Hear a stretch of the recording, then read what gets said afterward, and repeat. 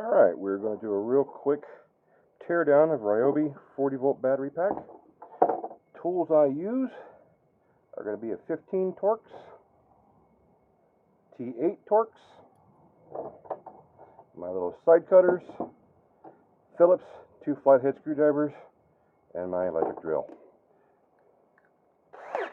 Now there's 2 small screws on the very top. I usually know right where they are, and they come right out, except one is stripped, of course, so I may not be able to get this one out. We'll have to deal with it. And there's the 4 screws on the bottom.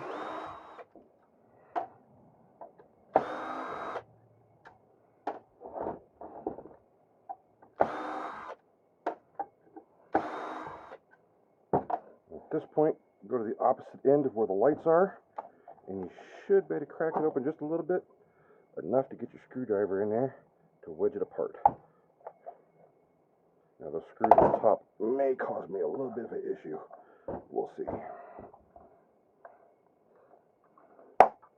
And it just comes right apart. There's a sticker on the other end that holds it closed. Peel that off, and out it comes. Now, that one screw is probably going to be a problem. So let's go ahead and peel the sticker off, which usually I just skip and just punch a hole through it and pull it out. Don't have a problem with that. But yeah, that does look like it's pretty well stripped in there. I'll try one more time.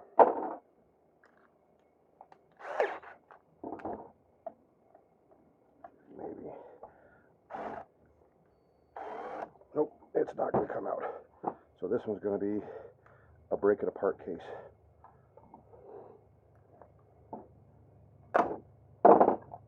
And the screw gives it up. Not that big of a deal. Now, looks like this battery got wet, which is why it was doing what I was seeing. It shows it has a full charge, but when you put it in any device to use, they error out saying it's not working. So, take these small Phillips screws out. Now this video, I'm only doing a teardown for as quick as I can, not trying to save the BMS, only the batteries is all we care about.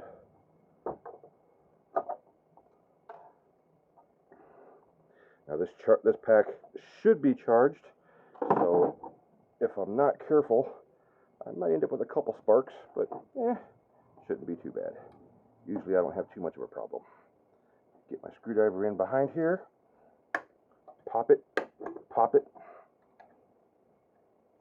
and just like that, got a little spark, no big deal. Come to this side, pop it.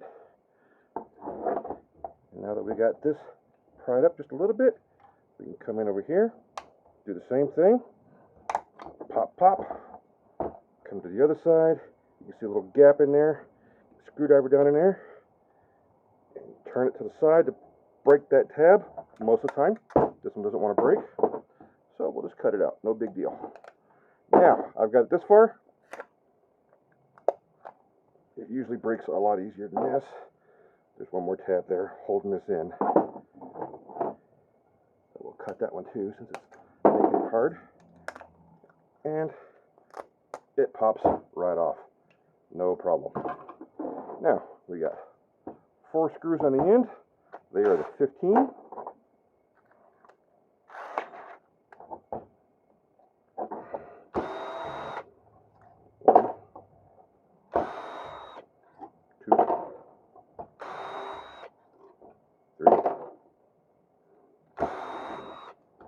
And 4, and your packs break apart, and the cells look in pretty good shape. You can see where I got them a little bit with the screwdriver there. That's not going to hurt anything. Some people will like to recover those. Don't bother me none. And then with my side cutters, this is where I get the batteries loose. Now, most of the time I can get the whole tab off. Every now and then it'll break on me and I don't get the whole thing off. Go back and clean it up later. No big deal. Now what we're going for is to try to process the batteries as fast as possible without damaging them because I have several more to do.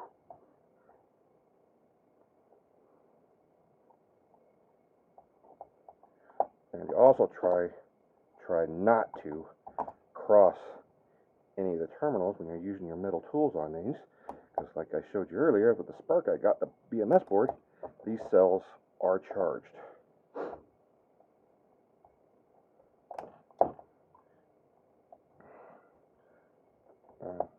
So far, I'm having pretty good luck on getting these tabs all the way off.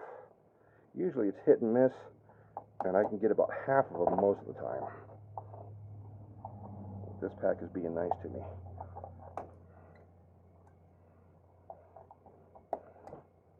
And that's that. All gone. Comes right apart.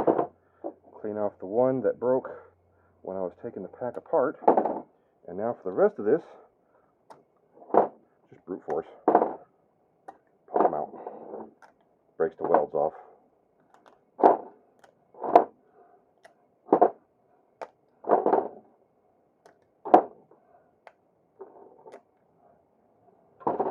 Then I come back, check each cell for the remaining junk, clean it off as needed, because sometimes when you pull them off like that,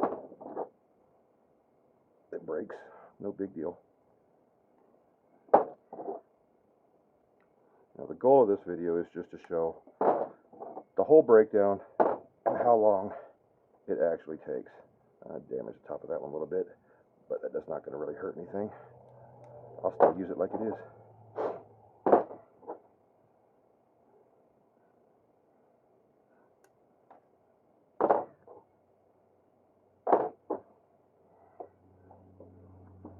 First 10 cells, now we move on to the second side of the pack.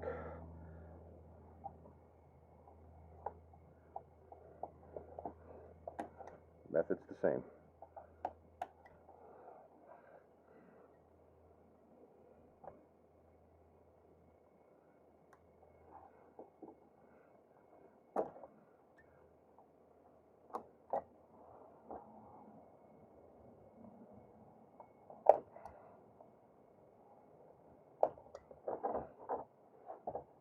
I just spin it back and forth to go with alternating sides of the blade, depending on which way the tabs are facing. It makes it easier for me. You may not need to do that or even care to. Your call. And I got one that didn't break free all the way.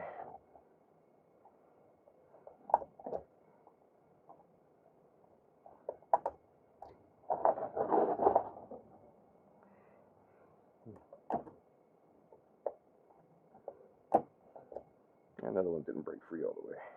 No big deal.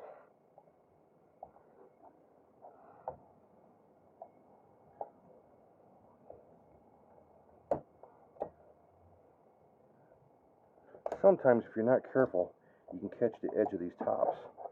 And that's what it felt like I was doing, which is why I switched sides like I did there. So you want to be mindful of that.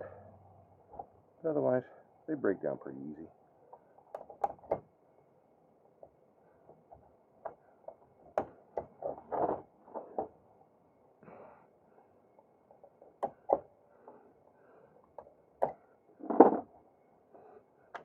Pull the end off, same as before. A little bit of force, they come right out. Be careful of these that have those edges on there. You don't want to cut your fingers. And they break out relatively easy. Sometimes one or two will be a little stubborn and just use a little bit of leverage, and they come right out. And again, clean them up.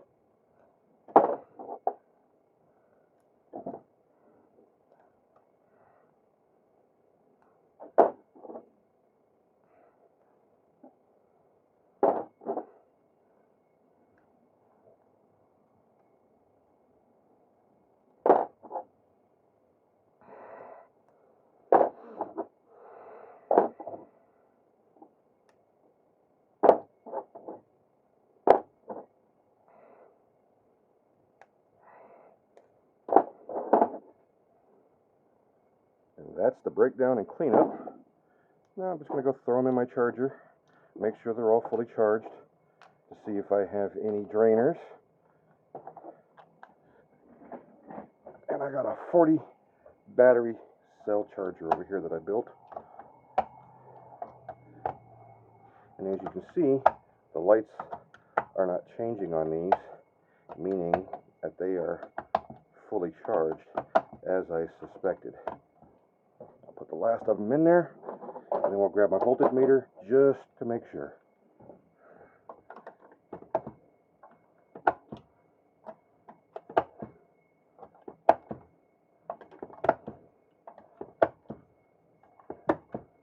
One's a little low. Two are low. Alright, we'll grab the voltage meter.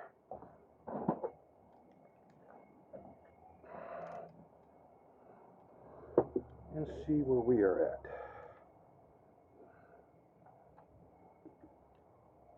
That one's at 4.4, overcharged. 4.3. So that BMS was obviously bad. And those two were super low. 4.3, 4.4. Yeah, they're all as I suspected. And that is it. Breakdown and putting them on the charger. Done.